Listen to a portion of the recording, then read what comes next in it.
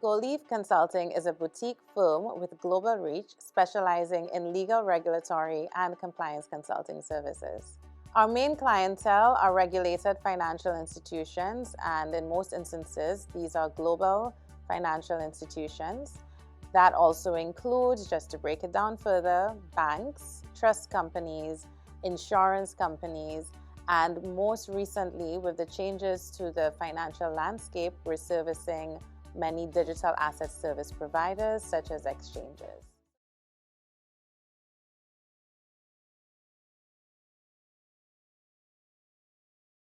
So the British Virgin Islands has always been a leader in the financial services landscape with their very robust legislation and pragmatic solutions for commercial trading.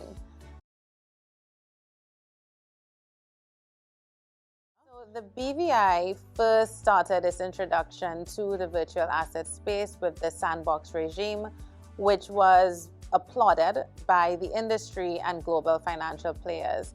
What the sandbox facilitated was an opportunity for virtual asset service providers to test their innovative technology in a controlled space. The benefit to that is before they actually launch their product or determine whether they want to proceed in a regulated space, it allowed them to be commercially pragmatic as well to determine whether they did have the procedures and the will to develop the necessary procedures to be regulated. So we first had in the BVI the sandbox regime. At the end of 2022, the last few days in December 2022, the BVI passed its virtual asset services legislation. The BVI Virtual Asset Service Providers Act regulates the provision of virtual asset services both within and from outside of the BVI. How the outside of the BVI extraterritorial element applies would be where you have a BVI person or company. So any person or company registered in the BVI that is providing virtual asset services outside of the BVI is deemed to be conducting that service in the BVI and therefore required to be registered under the Virtual Asset Service Providers Act.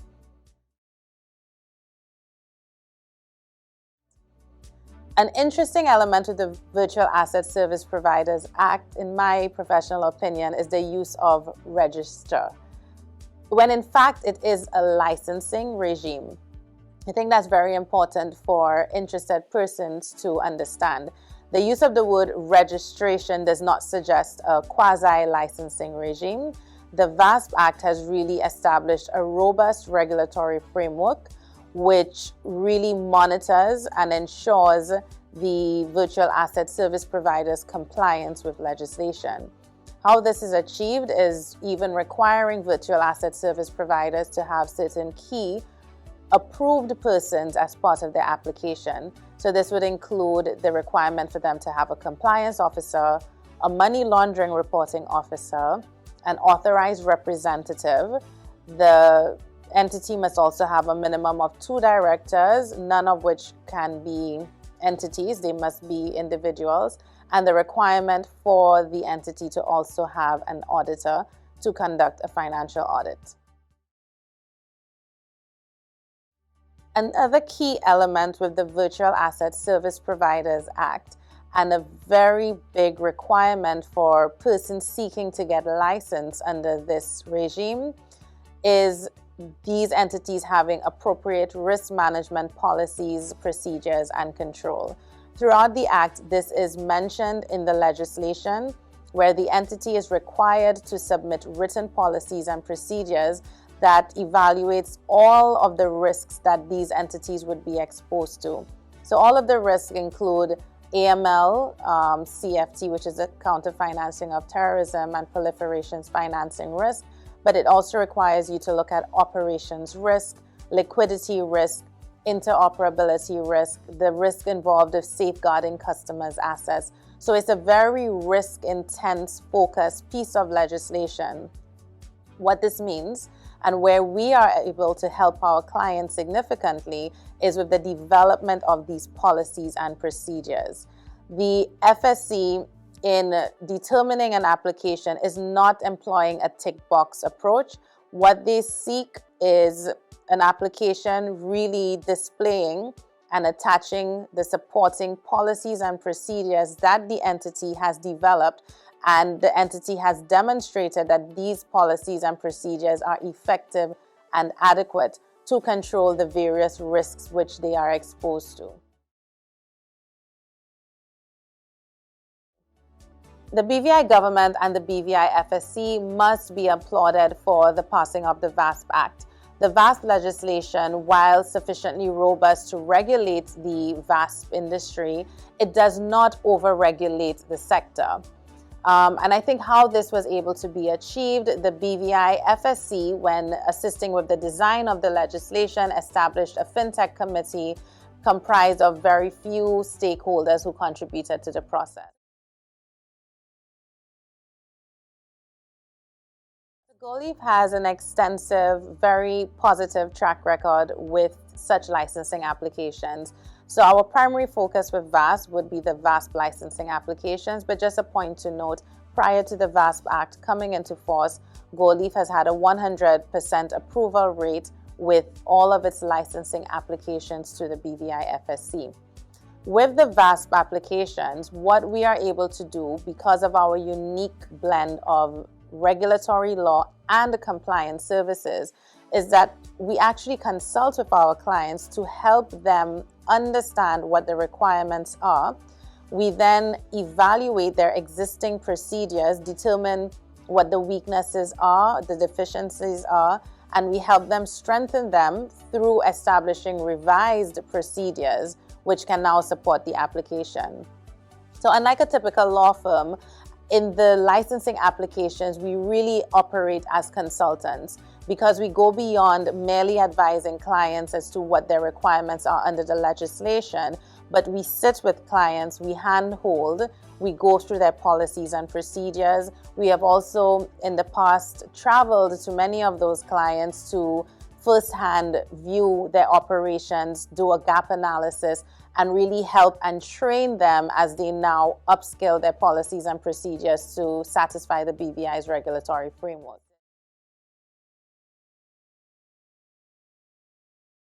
Add-on value services that GoLeaf is able to provide to licensing applications are the corporate compliance service. So one of the requirements, as I mentioned earlier, for a virtual asset service provider is the requirement to have a compliance officer.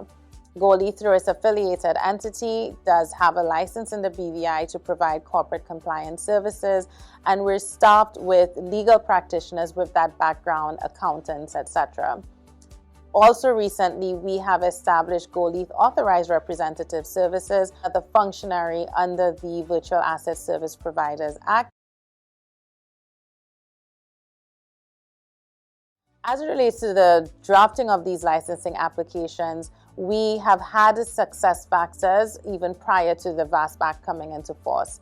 We were the first firm to have the first BVI sandbox license applicant approved, and thereafter, within a period of 9 to 12 months, we were also able to upscale that sandbox application to the first ever BVI's cryptocurrency exchange license being granted to that client.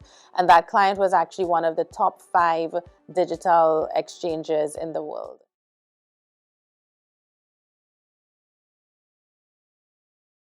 From our observation, a significant challenge for most persons interested in entering the virtual asset space in the BVI is how they pivot from a most times unregulated space to the BVI's financial landscape. This is where we really work with clients, and our consulting service line becomes very important. We help clients not only understand what the regulatory obligations are, but using our unique blend of skills and expertise, understanding the operational side to a lot of these businesses, we're able to sit with clients and come up with pragmatic solutions that allow them to comply with the BVI regulatory regime whilst not being a significant strain on their business lines. And that's what's very important, applying commercially pragmatic solutions. This is a good way for us to pivot into what GoLeaf has developed as its proprietary methodology, being solutions-focused compliance.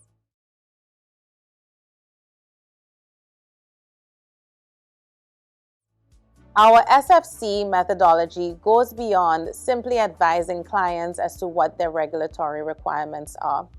Our solutions-focused experience and tools actually helps clients develop the practical solutions to ensure that they do meet and satisfy their regulatory obligations. Through this service line and methodology, I typically say this is where our consultancy cap comes on. At this point in time, we spend many hours working with clients to develop the solutions, which is very necessary to support that licensing application.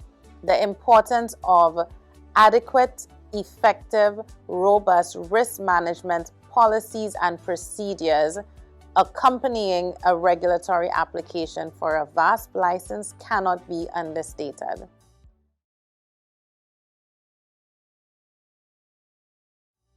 The team at Gold Leaf is equipped, experienced, and eager to help navigate you through the complexities of the BVI VASP regime. We look forward to hearing from you.